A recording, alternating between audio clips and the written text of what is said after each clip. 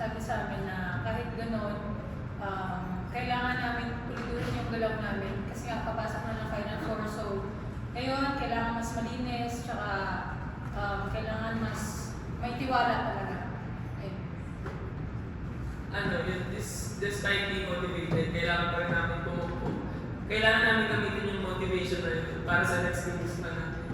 Siguro maganda siyang way para nakapapako namin ng motivation throughout the second round.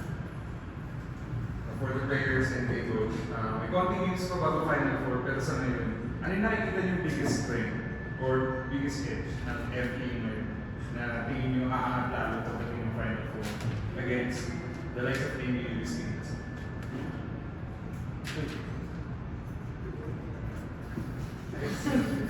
Because siguro yung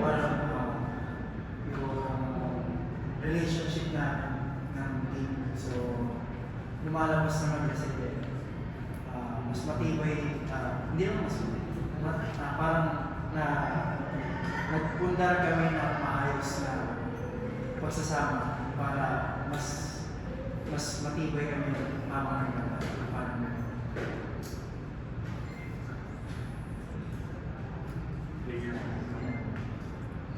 Kasi same yung episode ko kay Coach Ross, yung strength ko namin, siguro yung relationship namin sa isa. Nung first year po kasi kami, kasama po namin si Coach Ross hanggang ngayon, parang kilala niya na po kami, alam niya po kung paano kami handle. Kaya yung siguro yung strength namin, may good connection kami kay Coach Ross. Same lang din po sa sinabi nila and mas nakatulong po yung pagiging open namin sa isa't isa, lalo na sa ensayo, kahit na alam namin na syempre may galing talaga pag sa ensayo, magalit yung coaches kung hindi namin ginawa ng tama. Pero sa amin, parang tanggapin namin yun as para minomotivate nila kami para mas pulido yung galaw namin.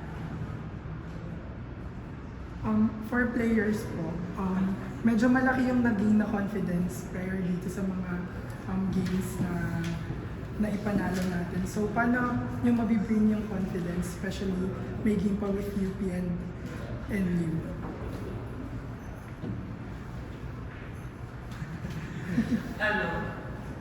Since nakakuha na kami ng confidence, parang siguro ibang aspect naman yung kailangan namin mag-build. Though important yung confidence, siguro makakuha namin siya sa training tsaka sa mga games last 2 games bago mag-final. Saka naman lagi yung sinasabi sa amin din ni Coach T sa ensayo na yung mga nagawa namin, parang try naman kami ng something new para at least alam namin na ay may magagawa pa pala kami na bago para mas ma-perform po namin